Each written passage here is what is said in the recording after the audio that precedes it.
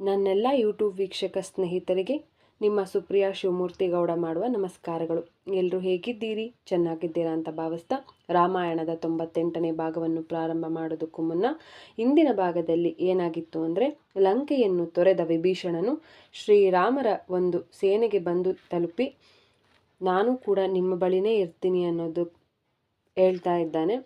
ಶ್ರೀರಾಮರು ಮತ್ತು ವಿಭೀಷಣರ ನಡುವೆ ಏನೆಲ್ಲ ಮಾತುಕತೆ ನಡೆಯುತ್ತೆ ಅನ್ನೋದನ್ನು ಈ ಒಂದು 98ನೇ ಭಾಗದಲ್ಲಿ ನಾವು ನೋಡೋಣ. ವಿಭೀಷಣನನ್ನು ತನ್ನ ಪ್ರೀತಿ ತುಂಬಿದ ಕಣ್ಗಳಿಂದ ತುಂಬಿಕೊಂಡ ರಾಮನು ವೈರ್ಯ ಬಲಾಬಲಗಳನ್ನು ವಿವರಿಸುವಂತೆ ಅವನಲ್ಲಿ ಕೇಳಿಕೊಂಡಾಗ, ವಿಭೀಷಣನು ಬ್ರಹ್ಮದೇವನಿಗೆ ವರಗಳನ್ನು ಪಡೆದಿರುವ ರಾವಣನು ದೇವ, ಗಂಧರ್ವ, ದೈತ್ಯ, ದಾನವ, ನಾಗಗಳ ಕೈಯಲ್ಲಿ ಹತನಾಗಲಾರನು. ಖಂಡಿತವಾಗಿಯೂ ಅವನು ಅತಿ ಕೀಳೆಂದು ಭಾವಿಸುವ ಮನುಷ್ಯರನ್ನುಳಿದು ಬೇರೆ ಯಾವ ಜೀವರಾಶಿಯಿಂದಲೂ ಕೊಲ್ಲಲ್ಪಡಲಾರನು. ರಾವಣನ ಅನುಜನಾದ ಕುಂಭಕರ್ಣನು ಒಂದು ಬೃಹತ್ ಪರ್ವತದಷ್ಟು ಗಾತ್ರನಾಗಿದ್ದು ಇಂದ್ರನಷ್ಟು ಶಕ್ತಿಶಾಲಿಯಾಗಿದ್ದಾನೆ. ರಾಕ್ಷಸರ ಸೇನಾಧಿಪತಿಯಾದಂತಹ ಪ್ರಹಸ್ತ್ರನು ಯಕ್ಷವೀರನಾದ ಮಣಿಭದ್ರನನ್ನು ಕೈಲಾಸ ಪರ್ವತದಲ್ಲೊಮ್ಮೆ ಪರಾಜಯಗೊಳಿಸಿದ್ದನು. ಅಂತೆಯೇ ತನ್ನ ತಂದೆಗೆ ಎಲ್ಲ ರೀತಿಯಿಂದಲೂ ಸರಿಸಮನಾಗಿರುವ ರಾವಣನ ಮಗನಾದ ಇಂದ್ರಜಿತುವು ಅಭೇದ್ಯವಾದ ಯುದ್ಧ ಕವಚವನ್ನು ಧರಿಸಿರುತ್ತಾನೆ ಮತ್ತು ಅಗ್ನಿದೇವನನ್ನು ಒಲಿಸಿಕೊಂಡಿದ್ದು ಯುದ್ಧ ಭೂಮಿಯಲ್ಲಿ ಅದೃಶ್ಯನಾಗುವ ಸಾಮರ್ಥ್ಯವನ್ನೂ ಸಹ ಹೊಂದಿದ್ದಾನೆ. ಹೀಗೆ ಮಹೋದರ, ಮಹಾಪಾಶ್ವ ಮತ್ತು ಅಕಂಪನನ ನೇತೃತ್ವದಲ್ಲಿರುವ ಕೋಟೆಗಟ್ಟಲೆ ರಾಕ್ಷಸರೆಲ್ಲರೂ ಬಹಳ ಉಗ್ರರಾಗಿದ್ದು ಕಾಮರೂಪಿಗಳಾಗಿದ್ದಾರೆ. ಇಚ್ಛೆ ಬಂತಂತೆ ತಮ್ಮ ರೂಪವನ್ನು ಬದಲಾಯಿಸಿಕೊಳ್ಳಬಲ್ಲವರಾಗಿದ್ದಾರೆ ಎಂದು ವಿವರಿಸಿದನು.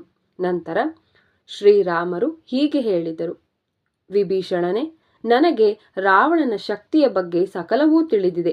ಅವನನ್ನು ಮತ್ತು ಇತರ ರಾಕ್ಷಸ ಯೋಧರನ್ನು ಕೊಂದ ಮೇಲೆ ನಾನು ನಿನ್ನನ್ನು ಲಂಕೆಯ ಸಿಂಹಾಸನದ ಮೇಲೆ ಸ್ಥಾಪಿಸುತ್ತೇನೆ ಎಂದು ವಚನವನ್ನು ನೀಡಿದರು. ಇದಕ್ಕೆ ಪ್ರತಿಯಾಗಿ ಲಂಕೆಯನ್ನು ಜಯಿಸಲು ತಾನು ಸಹಾಯ ಮಾಡುವೆನೆಂದು ವಿಭೀಷಣನು ಆಶ್ವಾಸನೆ ನೀಡಿದ್ದಾಗ ರಾಮರು ತನ್ನ ಭಕ್ತನಿಂದ ಬಹಳ ಸಂತುಷ್ಟನಾದರು. ವಿಭೀಷಣನನ್ನು ಹೃದಯಪೂರ್ವಕವಾಗಿ ಅಪ್ಪಿಕೊಂಡ ರಾಮರು ಅವನ ಪಟ್ಟಾಭಿಷೇಕಕ್ಕೆ ಬೇಕಾಗಿದ್ದ ಸಮುದ್ರದ ನೀರನ್ನು ತರುವಂತೆ ಲಕ್ಷ್ಮಣನಿಗೆ ಆದೇಶಿಸಿದರು. ರಾಕ್ಷಸರ ಮೇಲೆ ರಾಮನು ತೋರಿದ ಅಸಾಮಾನ್ಯವಾದ ಕೃಪೆಯನ್ನು ಕಂಡ ವಾನರರು ಅತ್ಯಾನಂದಗೊಂಡು ಸಂತೋಷದಿಂದ ಕೂಗಾಡಿದರು. ಆಗ ಹನುಮಂತ ಮತ್ತು ಸುಗ್ರೀವರು ಹೀಗೆ ಹೇಳಿದರು: ನಮಗೆ ರಾಕ್ಷಸರ ವಿರುದ್ಧ ಯುದ್ಧ ಮಾಡುವ ವಿಶ್ವಾಸವಿದೆ. ಆದರೆ ಈ ಅಗಾಧವಾದ ದುರ್ಗಮವಾದ ಸಾಗರವನ್ನು ದಾಟುವುದರ ಬಗ್ಗೆ ನಾವು ದಿಗ್ಭ್ರಾಂತರಾಗಿದ್ದೇವೆ. ಬಹುಶಃ ನೀನು ಈ ವಿಷಯದ ಬಗ್ಗೆ ನಮಗೆ ತಿಳುವಳಿಕೆ ನೀಡಬಲ್ಲೆಯಾ ಎಂದರು. ಆಗ ವಿಭೀಷಣನು, ರಾಮನು ಸಮುದ್ರದೇವನಾದ ವರುಣನನ್ನು ಆಹ್ವಾನಿಸಬೇಕೆಂದು ನಾನು ಸಲಹೆ ನೀಡುತ್ತೇನೆ. ಹಿಂದೆ ರಾಮನ ಪೂರ್ವಜರಾದಂತಹ ಸಗರನು ವರುಣನ ನೀರನ್ನು ತೋಡಿ ತೆಗೆದು ಅವನ ಆಧಿಪತ್ಯವನ್ನು ವಿಸ್ತರಿಸಿದ್ದರಿಂದ ಸಮುದ್ರದೇವನು ರಾಮನಿಗೆ ಖಂಡಿತವಾಗಿಯೂ ಸಹಾಯ ಮಾಡುವನು ಎಂದನು. ನಂತರ ವಿಭೀಷಣನ ಈ ಸಲಹೆಯನ್ನು ಸುಗ್ರೀವನು ರಾಮ ಲಕ್ಷ್ಮಣನಿಗೆ ತಿಳಿಸಿದಾಗ ಅದು ಒಳ್ಳೆಯ ಸಲಹೆ ಎಂದು ಭಾವಿಸಿದರು.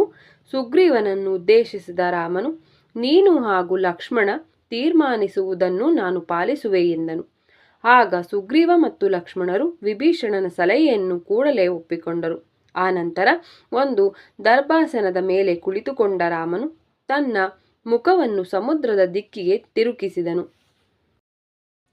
ಆ ಸಮಯದಲ್ಲಿ ವಾನರ ಸೈನ್ಯವನ್ನು ಕಂಡ ಶಾರ್ದೂಲ ಎಂಬ ರಾಕ್ಷಸ ಗುಪ್ತಚರನು ಎಲ್ಲ ದಿಕ್ಕುಗಳಲ್ಲಿಯೂ 80 ಮೈಲುಗಳಷ್ಟು ಆವರಿಸಿರುವ ಅವರ ಶಿಬಿರದ ಬಗ್ಗೆ ರಾವಣನಿಗೆ ವರದಿ ನೀಡಿದನು.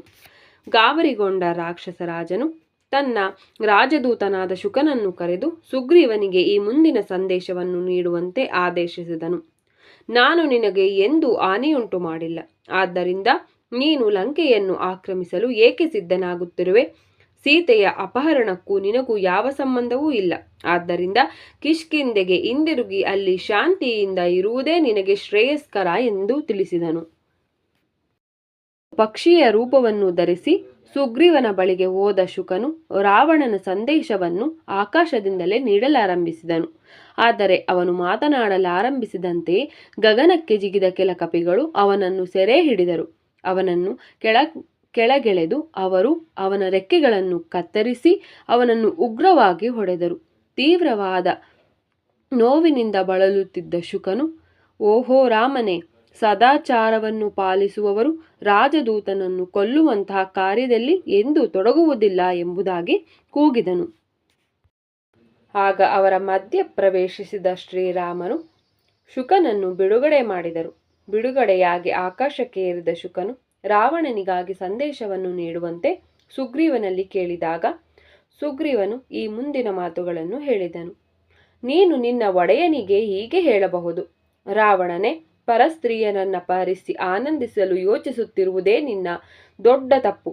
ಆದ್ದರಿಂದ ನಾವು ಸಮುದ್ರವನ್ನು ಉಪಕ್ರಮಿಸಿ ಲಂಕೆಯನ್ನು ಸೇರಿದ ಬಳಿಕ ರಾಮನು ನಿನ್ನನ್ನು ಹಾಗೂ ನಿನ್ನ ಸಂಬಂಧಿಕರನ್ನು ವಧಿಸುತ್ತಾನೆ ಎಂದನು. ಆಗ ಅಂಗದನು ಹೀಗೆ ಹೇಳಿದನು, ಈ ಪಕ್ಷಿಯು ರಾಜದೂತನಲ್ಲ, ಆದರೆ ವೈರಿಗೆ ನಮ್ಮ ಶಕ್ತಿಯ ಬಗ್ಗೆ ತಿಳುವಳಿಕೆ ನೀಡುವಂತಹ ಒಬ್ಬ ಗುಪ್ತಚರನಾಗಿರುವನು. ಆದ್ದರಿಂದ ಅವನನ್ನು ಕೂಡಲೇ ಸೆರೆ ಹಿಡಿಯಬೇಕು ಎಂದನು. ಇದನ್ನು ಆದೇಶದಂತೆ ಸ್ವೀಕರಿಸಿ ಆಕಾಶಕ್ಕೆ ಹಾರಿದ ವಾನರರು ಶುಕನನ್ನು ಪುನಃ ಸೆರೆ ಹಿಡಿದು ಅವನನ್ನು ಹಗ್ಗಗಳಿಂದ ಬಂಧಿಸಿದರು. ಶುಕನು ಮತ್ತೆ ರಾಮನಿಗೆ ಮನವಿ ಮಾಡಿದಾಗ ವಾನರರೆಲ್ಲರೂ ಲಂಕೆಯನ್ನು ತಲುಪಿದ ತಕ್ಷಣ ಅವನನ್ನು ಮುಕ್ತನಾಗುವನೆಂದು ರಾಮನು ಕರುಣೆಯಿಂದ ಆಶ್ವಾಸನೆಯನ್ನು ನೀಡಿದನು. ಸ್ನೇಹಿತರೆ, ರಾಮಾಯಣದ 98ನೇ ಭಾಗವನ್ನು ನಾನಿಲ್ಲಿಗೆ ಮುಕ್ತಾಯಗೊಳಿಸ್ತಿದ್ದೀನಿ. ನಿಮಗೆಲ್ಲರಿಗೂ ನನ್ನ ನಮಸ್ಕಾರಗಳು. ಜೈ ಶ್ರೀರಾಮ್.